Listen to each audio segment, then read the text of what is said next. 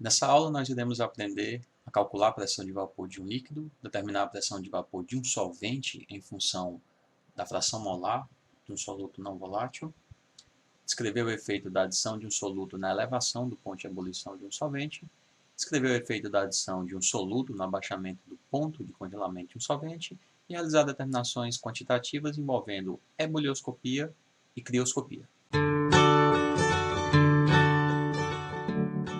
Vamos começar então a tratar do abaixamento da pressão de vapor.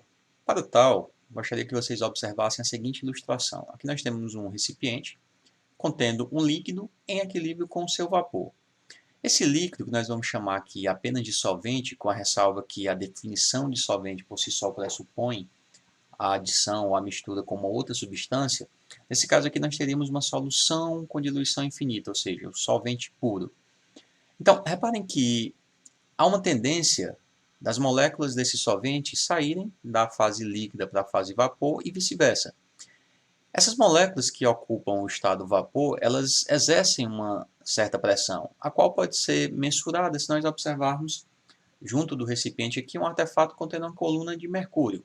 Claro, nós pensamos que esse sistema aqui é montado a partir do momento em que o líquido é colocado no recipiente evacuado.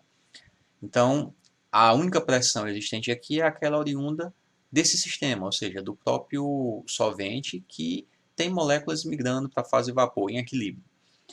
Então, nós vamos chamar essa pressão de vapor e vamos designar por P0 solvente, para indicar que é a pressão do solvente puro. E o que nós podemos mais chamar a atenção aqui é que há um equilíbrio bastante tênue entre a fase líquida e a fase vapor, que pode ser afetado se nós adicionarmos um soluto. Ao fazermos isso, o que nós percebemos é que essa pressão de vapor aqui diminui. Então, uma consequência direta é exatamente isso. Ao adicionar um soluto em um solvente puro, nós vamos observar uma diminuição da pressão de vapor. Nós vamos designá-la como sendo a pressão de vapor da solução, que nada mais é do que a pressão de vapor do solvente após a alteração que foi observada aqui por conta da adição do próprio soluto. Bem, tem uma outra forma da gente visualizar isso, que é por meio dessa ilustração. Aqui nós temos uma representação de um recipiente que é fechado, e nele estão contidos dois recipientes menores, um contendo água destilada e o outro contendo uma solução salina. No primeiro caso, nós temos aqui um zoom da superfície, chamando a atenção para o equilíbrio, do qual nós comentamos há pouco, sobre o qual nós comentamos há pouco, da fase vapor e da fase líquida. Enquanto no outro caso, na solução salina, esse equilíbrio ele é perturbado em função da presença das partículas do soluto. Claro, considerando que o soluto é não volátil, ou seja, que ele não tem uma tendência de escape, a migrar para a fase vapor. Como consequência, haverá, com o passar do tempo, uma transferência natural da substância menos concentrada para mais concentrada. Ou seja, o solvente aqui no sistema mais concentrado, que é a água, tende a migrar para essa situação em que a solução é mais concentrada. Em outras palavras, o que nós temos aqui com o passar do tempo é um aumento do volume da segunda solução, uma vez que tenderá a haver uma transferência natural em função da própria pressão de vapor da primeira substância, no caso água pura, migrando para a segunda. Há uma forma mais prática de trabalharmos as relações quantitativas entre a quantidade do solvente, aqui representado pela sua fração molar, e a pressão de vapor correspondente. Nesse gráfico, nós podemos observar qual a relação entre a pressão de vapor do solvente e a sua quantidade. O que nós esperamos é haver uma relação diretamente proporcional. Ou seja, quanto maior a quantidade de solvente presente, maior é a sua pressão de vapor. Observe ainda que se nós temos um sistema construído de um solvente e um soluto, nós podemos trabalhar tanto a lógica da fração molar do solvente quanto do soluto, uma vez que a sua soma sempre é igual a 1. Nessa situação, é conveniente nós trabalharmos com pressões de vapor envolvendo soluções muito diluídas, ou seja, aquelas que têm concentração de solvente elevado.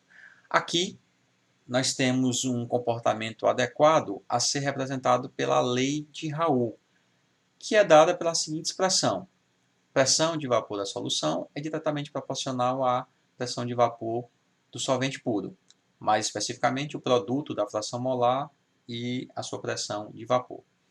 Se nós substituirmos a fração molar do solvente pelo valor correspondente a 1 menos a fração molar do soluto, nós podemos desenvolver essa equação de modo que nós chegamos à diferença entre a pressão de vapor do solvente e a pressão de vapor da solução. Lembrando que essa segunda aqui é sempre menor do que a pressão de vapor que a originou, da substância que a originou.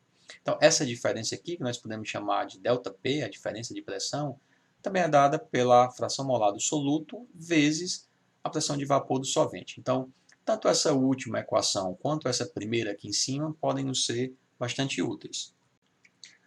Vamos então ao seguinte problema. Aqui nos é pedido para determinar a pressão de vapor a uma temperatura de 25 graus Celsius de uma solução contendo 99,5 gramas de sacarose e 300 ml de água. A pressão de vapor da água pura a 25 graus, ou seja, na temperatura requerida, é de 23,8 torriceles. Vamos considerar que a densidade da água é de 1 grama por ml. Então, para que nós possamos calcular a pressão de vapor dessa solução, nós inicialmente vamos determinar a quantidade em mols da sacarose, que como nós já sabemos é dado pela razão entre sua massa, 99,5 gramas, pela sua massa molar, sendo que nós obtemos 0,2907 mols. Da mesma forma, podemos encontrar a quantidade em água, que é a sua massa. Reparem que aqui nós temos o volume de 300 ml, com a densidade aqui dada, nós fazemos a conversão para a respectiva massa, e ao dividirmos pela sua massa molar, que é 18,02 gramas por mol, nós obtemos a sua quantidade em mols. De posse dessas informações, nós agora podemos calcular tanto a fração molar da sacarose, isto é, sua quantidade em mols dividido pela quantidade em mols total, que é a quantidade de sacarose, e a quantidade de água, obtendo o seguinte valor, e também a fração molar da água, que é a quantidade de água em mols dividido pela quantidade total de mols da mistura. Vejam que para se calcular a pressão de vapor requerida, a pressão de vapor da solução, basta-nos ter a fração molar da água, do solvente, uma vez que nós já temos a sua pressão de vapor considerando a água pura. Então, ao substituirmos na equação da lei de Henry, nós vamos ter que a pressão da solução será dada pela fração molar do solvente, que é 0,9828, vezes a pressão de vapor, que é da água pura, 23,8 torriceles. A pressão de vapor, portanto, da solução é de 23,4 torriceles, um valor ligeiramente abaixo daquele observado para a água pura. Aqui nós temos um outro problema, onde nos é dito que uma solução contendo etileno glicol e água tem uma pressão de vapor a 10 graus Celsius de 7,88 torriceles. Considerando que a pressão de vapor da água pura nessa temperatura é de 9,21 torriceles, qual seria a fração molar de etileno glicol e água? 7,88 é igual a fração molar da água vezes 9,21. Fração molar da água vai ser igual a 7,88 dividido por 9,21, que dá igual a 0,86. Lembramos que a soma das frações molares é igual a 1. Então, a fração molar do etileno glicol vai ser igual a 1 menos a fração molar da água, portanto, igual a 1 menos 0,86, o que dá 0,14. Para que possamos entender os aspectos relacionados à ebulioscopia, nós vamos começar aqui com a apresentação de um diagrama de fase, mais especificamente da água. Nesse diagrama, nós conseguimos observar aqui as três regiões onde estão indicados o estado sólido, líquido e o estado gasoso. Reparem que quando nós adicionamos um soluto à água e, portanto, preparamos uma solução, esse equilíbrio aqui observado sofre um deslocamento. Como nós estamos falando de aumento da temperatura de ebulição, nós vamos aqui considerar uma pressão de 1 atm e podemos observar que, se o solvente puro apresenta uma determinada temperatura de ebulição, o solvente agora na forma de solução vai apresentar uma temperatura de ebulição maior. O que explica essa diferença na temperatura de ebulição maior de uma solução quando comparado com o solvente puro? Nós podemos tentar entender através do seguinte gráfico, onde nós temos a representação da pressão de vapor em função da temperatura. Observem aqui esse gráfico vermelho, indicando qual é essa variação para o solvente puro. E se nós lembrarmos que a definição de temperatura de ebulição é aquela no qual a pressão de vapor da substância se iguala à pressão externa, nós vamos perceber que, conforme uma substância é adicionada ao solvente, portanto, para preparar uma solução, que é apresentado pela linha azul, para que a substância atinja essa mesma pressão de vapor, agora na forma de mistura, é necessária uma temperatura mais alta. Isso nós já sabemos em virtude do fato que a pressão de vapor de uma substância é diminuída quando a ela é adicionado soluto, claro, um soluto não volátil. E essa mesma característica se repete aqui, quando nós temos uma solução com uma quantidade maior de soluto. Desse modo, nós conseguimos explicar o fenômeno da elevação da temperatura de ebulição e podemos também identificar a relação quantitativa, que é a seguinte: a variação da temperatura de ebulição é igual à constante, que nós chamaremos de constante ebulioscópica, vezes a molaridade, vezes um fator que é conhecido como fator de Van Hoff, o qual nós iremos detalhar mais à frente. Mas, em princípio, nós podemos entendê-lo como um número que indica a quantidade de partículas ou de frações que são formadas quando uma substância é dissolvida e o que acontece em termos de dissociação. Um exemplo bastante prático sobre a aplicação da ebulioscopia diz respeito ao uso de etileno glicol no sistema de arrefecimento dos motores de veículos. Nessa situação, o etileno glicol junto à água funciona como um antivolatilizador, ou seja, nas condições de operação de um motor que facilmente ultrapassa os 100 graus Celsius, nós vamos ter a água suportando uma temperatura de ebulição muito maior que os 100 graus Celsius, portanto tendo uma eficiência bastante considerável. Nesta tabela são apresentados alguns exemplos de substâncias que costumam ser utilizadas como solventes e seus respectivos valores de constantes ebulioscópicas. Vejam, por exemplo, a água, que apresenta um ponto de ebulição de 100 graus Celsius, tem uma constante ebulioscópica de 0,512 graus Celsius quilogramas por mol. Já o benzeno, que apresenta um ponto de ebulição um pouco mais baixo, em torno de 80 graus, tem uma constante ebulioscópica de 2,53, um valor, portanto, maior, consideravelmente maior do que da água. Claro que quanto maior for o valor da constante ebulioscópica, maior é a variação de temperatura para uma dada quantidade de soluto que é adicionado. Esses valores são prontamente acessíveis, são valores tabelados e nós poderemos recorrer a eles a qualquer momento. Agora, mais um exercício. Vejam, aqui nos é pedido para determinar qual a massa de etileno glicol, C2H6O2, em gramas, que deve ser adicionado a 1 kg de água para produzir uma solução que ferve a 105 graus Celsius. Bem, então, o que nós temos à disposição? Primeiro, a temperatura de ebulição da água, que nós sabemos que é 100 graus Celsius, e a temperatura de ebulição na solução, que é de 105. Esses dois valores aqui nos permitem encontrar a variação de temperatura de ebulição, no caso, correspondente a 5 graus Celsius. Além disso, para determinar a massa do etileno glicol, nós podemos nos valer da sua massa molar, que considerando a massa de 2 carbonos, 6 hidrogênios, 2 oxigênios, nós temos 62 gramas por mol. E a massa do soluto, ou melhor, a massa do solvente, nos é dada aqui, corresponde a 1 kg. Nós vamos precisar utilizar a equação de ebulioscopia. Para esse composto aqui, nós podemos admitir que o fator de Van Hoff é igual a 1, portanto a equação fica mais simplificada.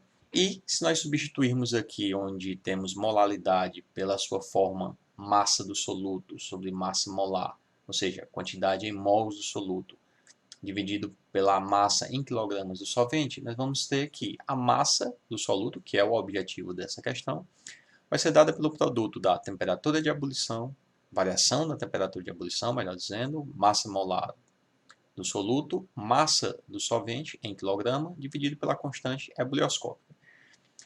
Ao aplicarmos aqui os valores, 5 graus a diferença de temperatura, massa molar do etileno glicol, massa do solvente e a constante ebulioscópica, nós vamos encontrar um valor de 605 gramas. Ou seja, se a 1 kg de água nós adicionarmos 605 gramas de etileno glicol, nós esperaremos que a sua temperatura de ebulição seja de 105 graus. E agora nós vamos falar sobre crioscopia. Vamos começar com o diagrama de fase, também utilizando o da água como exemplo, onde nós temos os 3 estados físicos, e ao considerarmos a adição de um soluto, portanto a preparação de uma solução, nós iremos observar um deslocamento desse equilíbrio entre as fases líquidas e sólida, líquida e gasosa. Nossa atenção agora se volta para uma dada pressão. Nós observarmos que uma substância que apresenta uma determinada temperatura de congelamento, na forma de solução, ela vai apresentar uma temperatura de congelamento inferior. Quantitativamente, nós podemos relacionar essa variação na temperatura de congelamento com uma constante, chamada aqui de Kc, e identificado como constante crioscópica, vezes a molaridade e, novamente, o fator de Van Hoff. Portanto, o raciocínio é bastante semelhante ao que nós já vimos na ebulioscopia. Existem várias aplicações que podem fazer uso da crioscopia. Aqui a gente tem o exemplo de uma solução que foi congelada, uma solução aquosa de permanganato de potássio. A gente observa que o sal, outrora dissolvido, agora se encontra na forma de precipitado. Mas nós podemos encontrar um exemplo bastante prático de crioscopia nos países de clima frio, onde no inverno, para evitar que as estradas congelem, que a água sobre as estradas congele e, portanto, torne mais escorregadio, é adicionado geralmente sal e eventualmente areia. Esse sal adicionado faz com que a temperatura de congelamento da água seja mais baixa, garantindo que mesmo em temperaturas baixas se evite a formação de gelo. Outro exemplo clássico é na siderúrgica, onde para diminuir a temperatura de trabalho para a fusão dos minérios, de onde vão se extrair os metais, se adicionam outras substâncias, são chamados fundentes, né? Eles apresentam essa mesma lógica da crioscopia. E aqui nós temos uma tabela onde, além das constantes ebulioscópicas, nós temos também aqui as constantes crioscópicas, mostrando, por exemplo, a água, que tem temperatura de congelamento de 0 graus, apresenta uma constante crioscópica de 1,86, e aí outros valores para outros compostos. E agora vamos fazer um outro exercício. Vejam, aqui é informado que uma amostra com 7,85 gramas de um composto, que apresenta essa fórmula empírica, C5H4, é dissolvido em 301 gramas de benzeno. O ponto de congelamento da solução é 1,05 graus Celsius abaixo do ponto de congelamento do benzeno puro. Então, é pedido para se determinar a massa molar desse composto e a fórmula molecular do mesmo. Para determinarmos a massa molar, nós vamos nos valer dessa equação. Iremos considerar que o fator de Van Hoff é igual a 1, uma vez que se entende que esse composto, um composto orgânico, não irá se dissociar quando da preparação da solução. Além disso, nós podemos utilizar a forma correspondente da molaridade, que seria a quantidade em mols por quilograma de solução, quantidade em mols aqui representada pela razão massa do soluto sobre massa molar.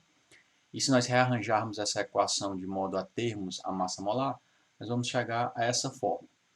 Nós dispomos da massa do soluto, a massa do solvente, a variação em temperatura e temos também a constante crioscópica.